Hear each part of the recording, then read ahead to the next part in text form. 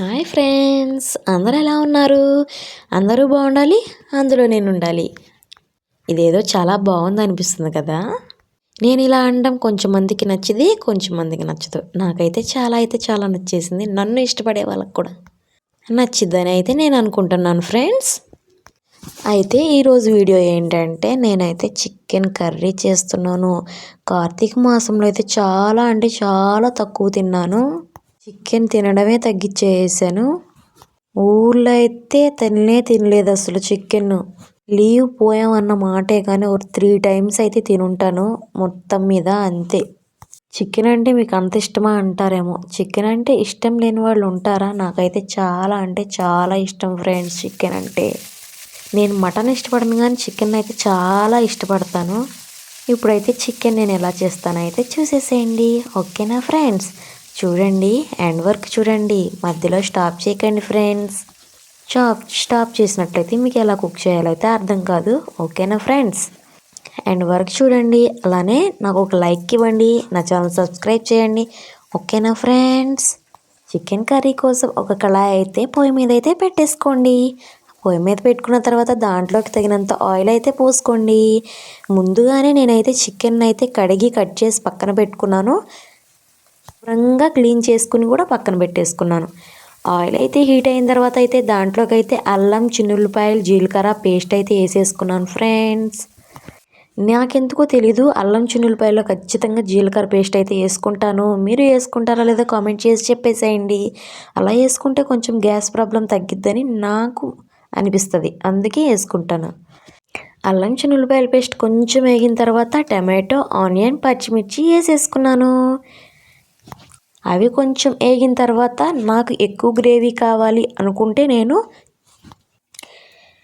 ఉల్లిపాయని చక్కగా మిక్సీకి పట్టేసుకుంటాను. అది కూడా వేసేసుకుని కొంచెం వేపుకున్నాను దూరగా. ఆ తర్వాత అయితే మనం కడిగి పక్కన పెట్టుకున్న చికెన్ ఉంది కదా, అద్దెకి లెగ్ పీస్ కనిపిస్తుంది కదా, అదైతే చక్కగా అయితే బాండీలోకి అయితే పెట్టేశాను. బాండీలోకి పెట్టిన తర్వాత చక్కగా మసాలా మొత్తం ముక్కలకి పట్టేటట్టు అటు ఇటు కలగలిపేసేయండి. కలగలిపి ఎక్కడికో పారిపోకండి, అక్కడే ఉండండి. అయితే ఆ ముక్క అనేది చికెన్ ముక్కకి బాయిలర్ మాసానికి ఏం చేయాలంటే ఉప్పు అనేది ముందే వేసేసుకోవాలి. ఎందుకో చెప్పనా? ముక్క చాలా త్వరగా కుక్ అయిపోయింది బాయిలర్ మాసానికి, తెలుసు కదా. అది కుక్ అయ్యి ఇడిలిపోయి ఒక రకంగా ఏదో మిగలు ఉడికిపోయినట్టుగా కనిపించింది. అందుకని నేనైతే ఉప్పు అయితే ముందే వేసేసుకుంటాను. అది కాక ఉప్పు ముక్కకు పడితే బాగుండిద్ది కదా. ఇప్పుడైతే చికెన్లో వాటర్ అయితే ఊరిపోయినాయి, చూసేసేయండి ఫ్రెండ్స్. ముక్క కూడా ఇడిలిపోకుండా చక్కగా దానికి ఉంది కదా. ఉప్పు అయితే అందరూ ఉడికేసిన తర్వాత కొంచెం దింపేస్తా ముందు వేస్తారు. నేనైతే ఇప్పుడే ముందే వేసేసుకుంటాను. ఆ తర్వాత అయితే ఆ ఊరింది కదా, అప్పటికి నేను ముక్క పట్టు చూశాను, ఉడిగిపోయింది. దాంట్లోకి అయితే కొంచెం పసుపు వేసాను, అలానే తగినంత కారం కూడా వేసుకున్నాను. మీకు ఉప్పు, కారం, పసుపు తెలిసిద్ది, మీరు తీసుకున్న క్వాంటిటీని బట్టి మీరైతే వేసుకోండి ఫ్రెండ్స్, ఓకేనా? నేను మెజర్మెంట్స్ చెప్పాలంటే నాకు చాలా కష్టం, ఎందుకంటే నేను యూస్ చేసేది ఒక స్పూన్ యూస్ చేస్తాను, మీరు యూస్ చేసేది ఒక స్పూన్ యూస్ చేస్తారు. అలా అయితే రాంగ్ అయిపోతుంది. మీకు నచ్చినంత మీరు ఎంత తింటారో ఆ క్వాంటిటీ బట్టి అయితే మీరు వేసుకుంటే సెట్ అయిపోయింది, ఓకేనా ఫ్రెండ్స్? వేసుకున్నాయన్నీ మొత్తం కలగలిపేసుకోండి. మా ఆయనకి గ్రేవీ మాదిరిగా ఉంటే చాలా ఇష్టంగా ఉండిద్ది, అందుకే నేను గ్రేవీ మాదిరిగానే దింపేస్తా, ఓకేనా?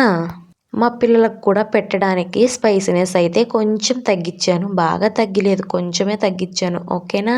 ఇప్పుడు నేను వేసిన పొడి ఏంటనుకుంటారా? గరం మసాలా. చేసుకోవచ్చు కదా అనుకుంటారు, చేసుకోవచ్చు. పిల్లలతో అయితే పట్టలేదు, అందుకే ప్యాకెట్ అయితే కొనుక్కొచ్చుకున్నాను. ఆ తర్వాత అది వేసిన తర్వాత అయితే ఐ ఫ్లేమ్లో ఒక్క 2 మినిట్స్ అయితే అట్టి పెట్టాను.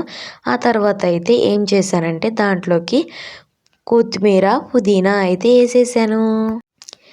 కొత్తిమీర, పుదీనా వేసేసి మళ్ళీ మొత్తం కలదిలిపేసాను.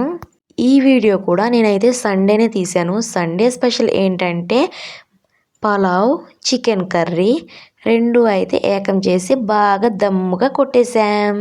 ప్లీజ్ ఈ వీడియో మీకు నచ్చినట్లయితే లైక్ ఇవ్వండి, ప్లీజ్. Bye bye friends.